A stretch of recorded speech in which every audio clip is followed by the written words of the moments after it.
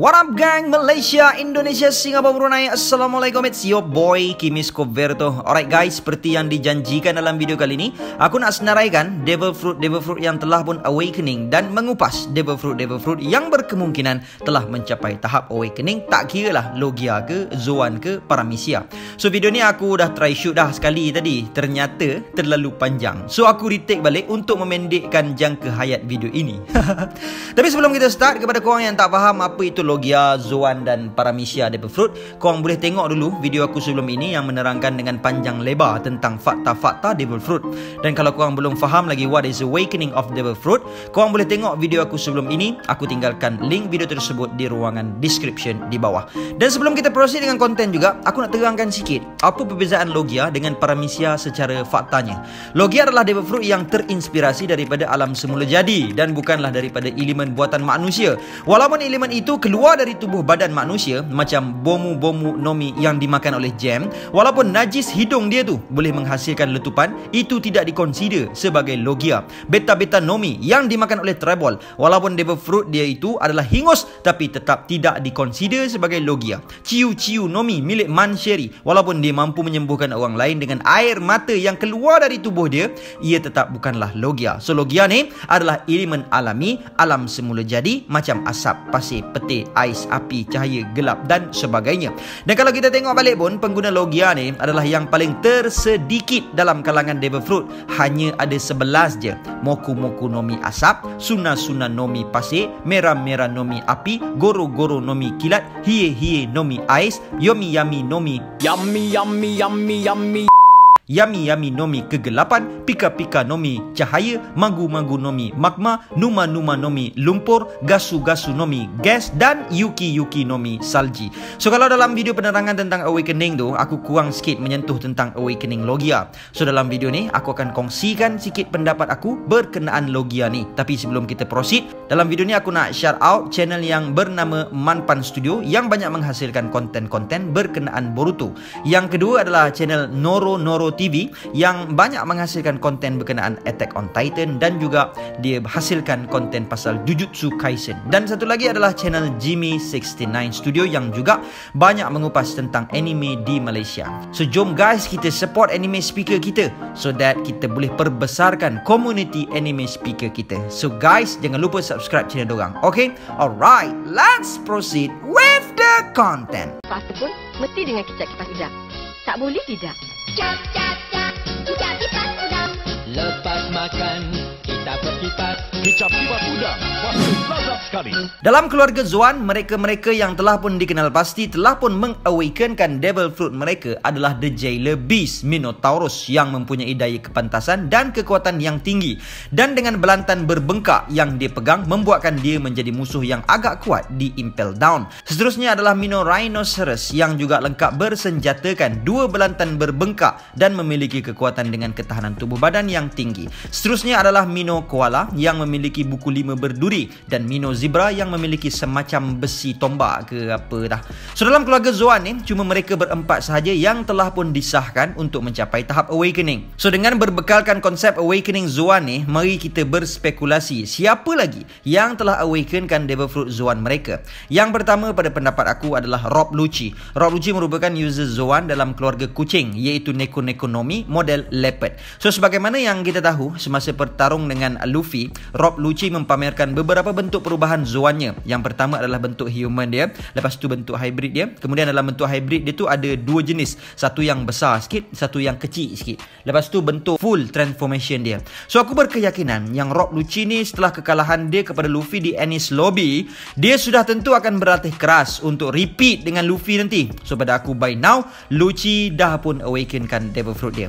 Yang kedua adalah Kaku. Kaku merupakan user Zoan dalam keluarga Ushi atau lembu kalau direct translation daripada bahasa Jepun kepada bahasa Melayu lah, iaitu model zirafah. So kita boleh tengok semasa perlawanan Zoro menentang Kaku, Kaku mempamerkan satu upgrade dari bentuk Zoannya, which is teknik no blind spot katanya, yang membuatkan dia berubah menjadi bentuk kotak. Apa kegila. So disebabkan perkara tersebut, kita boleh kata keunikan adaptasi dari Devil Fruit Zoan dia, kita boleh katakan yang Kaku possibly merupakan Zoan yang telah awaken. awaken pada sekarang ni lah.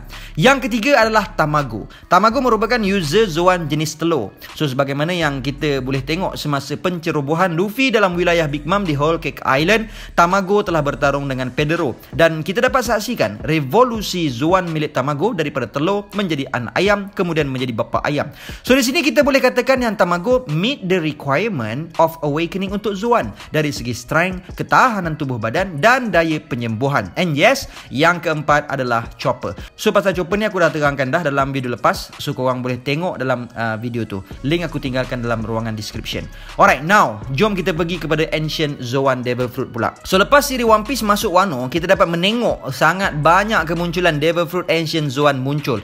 So pada aku, untuk mengkategorikan Ancient Zoan ni pada tahap Awaken, kita still boleh pakai fakta yang dikemukakan oleh Crocodile masa kat dalam Impel Down tu. Cuma pada aku, untuk Ancient Zoan ni kita tak boleh nak samakan dengan normal Zoan, sebab Ancient Zoan punya ketahanan, kelajuan, kekuatan dah hampir sama dengan sifat Awaken Zoan biasa. So pada aku, dalam menyifatkan Ancient Zoan ni pada tahap Awakening hanyalah dengan comparing to dia kategori sahaja untuk berlaku adil lah kan. So kalau begitu, pada aku Awakening Zoan yang kelima adalah Jack, King dan Queen. 5, 6, 7 lah kan. Sebab apa aku tak masukkan geng-geng Tobiropo macam Pejuan, Alti, Sasaki, Black Maria dengan Husu dan mantan Tobiropo X Drake adalah, pada aku diorang bertiga ni lebih prominent dari segi ketahanan tubuh badan, kepantasan recovery dan kekuatan. Bayangkanlah, Jack seorang pun mampu hadap 2 ekor Red Scabbard, Nekomamushi dan Inuarashi masa kat Zou. Tapi of course lah, pada aku kalau Jack tak main obat, dah mendiang dah dia masa kat Zou tu. Lepas tu dia boleh tahan lepas dihenjut oleh Zunisha tu, gajah monster bapak besar gila. Sebab ni tak tahu nak apa. Dan lepas dah lawan atas bumbung Onigashima, boleh pula sambung berlawan lagi dengan Inuarashi. Queen pun sama. Relax je, dia bangkit balik lepas lawan dengan Big Mom masa kat Udon. Lepas tu sekarang ni masa lawan dengan Sanji, tak kalah-kalah lagi. Padahal sebelum tu dia dah lawan dengan Marco, Chopper apa dah kan. Begitu juga dengan King. So pada aku, Jack, Queen dan King telah pun awakenkan Devil Fruit Zoan dorang. Alright, now jom kita sembang pula pasal Mythical Zoan. So Mythical Zoan ni yang paling susah sikit nak di list kan, nak disenaraikan. Sebab kalau dalam keluarga Zoan, dorang lah yang paling rare sekali. Bahkan menurut Kizaru dalam chapter 554, Mythical Zoan bahkan lagi rare daripada Logia pun. Cuma sebagaimana subkategori untuk Ancient Zoan tadi, Mythical Zoan ni pun aku tak ambil semua. Sebab yelah, dorang ni kan paling rare sekali dalam dunia yang fana ini. Cuma kayu ukur untuk Awakening aku masih pegang kepada fakta Crocodile tu. So Mythical Zoan kita ada 7 orang. So 1 Onimaru, yang kedua Yamato, yang ketiga Katarina Devon, yang keempat si bodoh Orochi, yang kelima Kaido, yang keenam Sengoku dan ketujuh Marco. So untuk kategori Awaken ni, pada pendapat aku Kaido dah pun awakenkan Devil Fruit dia. Pasal dia lah orang lama kot, dan kita boleh tengok sendiri pun kekebalan tubuh Zoan dia tu kan. Berapa opponent dia lawan dalam tempoh Raid on Onigashima ni je. Lawan Red Scabbard, lawan dengan 5 First Generation, lawan dengan Luffy, lawan dengan Yamato lagi. So aku rasa Kaido dah pun awakenkan Devil Fruit dia. Lepas tu yang kedua adalah Sengoku. Pun pada aku sama juga. Sebagai legend dalam One Piece ni, tak mustahil Sengoku dah pun awakenkan Devil Fruit Zoan dia tu. Yelah, kalau nak dibandingkan Kaido dengan Sengoku, Sengoku tu lagi orang lama berbanding dengan Kaido. Dan yang ketiga adalah Marco. Juga boleh dikatakan one of legendary fighter juga. Untuk Yamato aku rasa masih terlalu awal untuk kita katakan Devil Fruit dia dah pun awakening. Maybe kita perlu tengok dengan lebih lanjut lagi kemampuan dan kekuatan dia dengan lebih lanjut pada masa akan datang. Alright, beres untuk Devil Fruit Zoan. Sekarang kita pergi kepada Devil Fruit Paramecia pula. Setakat yang kita tahu, Devil Fruit Paramecia yang dah pun awakening adalah Doflamingo dan Katakuri. Selain dari dua karakter ini, belum ada lagi yang diceritakan secara officially telah pun awakenkan Devil Fruit Paramecia doang, kecuali untuk Trafalgar Law dengan kemampuan baru dia yang diberi nama Chrome, yang juga merupakan teknik dari awakening dia, dan Eustace Captain Kidd. So dengan berbekalkan info yang diberikan oleh Doflamingo kepada kita semasa di Dressrosa Arc, aku rasa senarai berikut ini adalah pengguna Devil Fruit Paramecia yang telah pun dan akan tak lama lagi awakenkan Devil Fruit mereka. Yang pertama adalah of course our bakal Sencho, Monkey D. Luffy. Video penerangan tentang awakening Luffy aku dah upload dah pun semalam, so korang boleh tengok video tu. Okay, link aku tinggalkan kat bawah. Yang kedua adalah Nico Robin. Sebab apa aku cakap yang Nico Robin akan awakenkan Devil Fruit dia adalah kerana satu, sebelum ni Robin ada bagi tahu yang dia perlu jadi kuat untuk Luffy, dan dalam pertarungan dia dengan Black Maria pun kita sepertinya dapat melihat satu teknik baharu dari Robin yang diberi nama Demonio Flu Grand Jacuzzi Clutch. Dan lepas Robin guna teknik tersebut, kita boleh tengok yang Robin sangat kepenatan. So I'm sure Robin tak lama lagi akan awakenkan Devil Fruit Hana Nomi miliknya. Yang ketiga adalah Brook. Pada aku Devil Fruit Brook telah pun awaken. Sebabnya adalah kalau kita tengok nature Devil Fruit Brook ni asasnya adalah reincarnation. Dan setelah reincarnation itu sepatutnya Devil Fruit Brook ni langsung useless dah. Tapi apa yang dipamerkan oleh Brook melalui kekuatan Devil Fruit dia adalah lebih daripada reinkarnasi. Satu, kita boleh tengok Brook dapat keluarkan roh dia untuk dijadikan sebagai spy. Lepas tu dengan teknik Soul King dia lagi tu kan, dah macam ability Big Mom, which is sepatutnya by right dia sepatutnya powerless dah, sebab Devil Fruit dia dah pun buat kerja, which is untuk hidupkan dia balik. But no, his Devil Fruit does more than that. Dan bahkan yang mana kalau rangka dia tu patah, soul dia tu akan dapat betulkan balik rangka yang patah tu, dan dengan his soul energy dia dapat memancarkan satu jenis suhu yang sangat sejuk yang dinamakan sebagai the chills of the underworld. Dah macam kemampuan Devil Fruit Aokiji dah kan. So that's why maybe you guys agree or not, pada aku Devil Fruit Brook telah pun awaken. Yang keempat adalah Shiki. So sebagai seorang lanun legendaris, aku rasa Shiki dah pun awakenkan kemampuan Devil Fruit dia.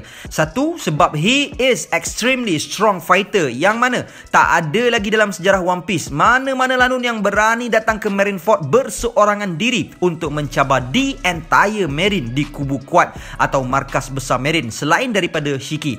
Dan bukan itu sahaja, bahkan dikatakan separuh Marineford itu mengalami kerosakan teruk. Yang kelima adalah Fujitora Issho. Sebagaimana yang kita tahu, Fujitora merupakan salah seorang daripada admiral untuk angkatan Marine. Aku berkeyakinan yang Fujitora ni dah pun awakenkan kemampuan gravity dia. Walaupun mata dia buta, dengan bantuan Kenbun Shokuhaki dia ditambah lagi dengan kemampuan Devil Fruit gravity-nya, dia dapat mengesan kedudukan musuh dan juga bila musuhnya akan menyerang dan dapat mengelak dan bertahan dengan mudah. Yang keenam adalah Diamante. Semasa di Dressrosa kita dapat melihat Diamante bertarung dengan Kiros. Diamante dengan Devil Fruit-nya yang diberi nama Hira Nomi mampu untuk menukarkan dirinya, menukarkan apa yang dia sentuh, bahkan mampu menukarkan persekitarannya menjadi fabrik. So in my opinion, Diamante telah pun awakenkan Devil Fruit dia. Yang ketujuh adalah Big Mom. Sebagai seorang Yonko, I'm sure Big Mom telah pun berjaya awakenkan Devil Fruit dia. Dan dalam chapter baru-baru ni, dia bukan sahaja mampu untuk mengambil nyawa orang lain, bukan sahaja mampu untuk mengeluarkan nyawa orang lain dan memasukkan nyawa tersebut ke dalam benda-benda untuk menjalankan tugasan dia, bahkan dia juga mampu untuk mengeluarkan sebahagian dari nyawa dia sendiri selama tempoh yang dia nak dan memakan nyawa tersebut untuk meningkatkan kekuatannya dan menjadi lebih besar. Yang ke-8 adalah Edward Newgate, The Whitebeard. Aku rasa sebelum kematian Whitebeard telah pun berjaya awakenkan Devil Fruit dia. Sebab kalau kita tengok semasa peperangan di Marineford, Whitebeard bukan sekadar mampu untuk menghasilkan gempa, dia bahkan mampu untuk menyalutkan aura gempa dia tersebut ke Murakumogiri milik dia dan melayangkan ke arah musuh. Dan di saat Aokiji cuba untuk membekukan dia, dia mampu untuk mengubah diri dia menjadi the tremor itself untuk memecahkan ais yang dihasilkan Aokiji. Alright, now jom kita cakap pasal Awakening Logia pula. Dalam SBS Question Corner volume number 30, Oda mendedahkan bahawa Logia adalah Devil Fruit yang berasaskan alam semula jadi dan merupakan Devil Fruit terbaik berbanding Zoan dan Paramecia. Dan sepanjang siri One Piece berlangsung dan setelah konsep Awakening diperkenalkan, kita belum lagi didedahkan secara rasmi bagaimana rupa bentuk Awakening Logia. Cuma kita hanya boleh tengok konsep Awakening Logia ni dalam fan-made manga Return to Reverie karya Arthur dalam chapter keempatnya yang menyifatkan Devil Fruit Karasu adalah sebenarnya Logia, dan dia menteorikan menerusi manga buatannya itu, Karasu yang merupakan pengguna Logia jenis Tar Nomi mampu untuk membuatkan elemen Devil Fruit-nya menjadi bernyawa. Membuatkan Karasu mampu untuk bertukar jadi burung ke, dinosaur ke, macam Zoan. Dan menurut Arthur lagi, Awakening Logia mampu untuk meniru apa sahaja yang Zoan mampu lakukan. Before aku cakap apa-apa pasal teori Arthur ni, aku nak bagi tahu aku ada cover semua chapter pasal Arthur ni dalam video aku sebelum ni.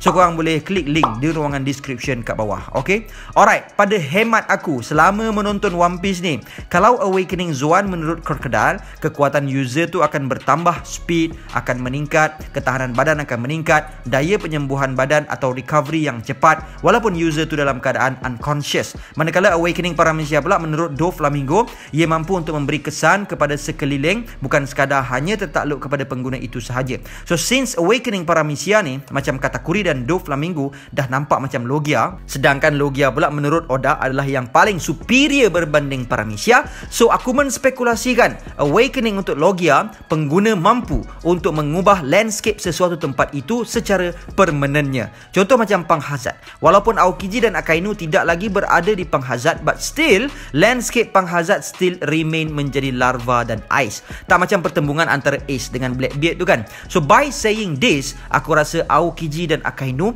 telah pun awaken Devil Fruit Logia mereka. Dan begitu juga dengan Sir Crocodile, sebab after all dialah yang memperkenalkan konsep Awakening ni pada awalnya. So guys, apa pandangan korang berkenaan video ini? Please drop your thought in the comment section down below.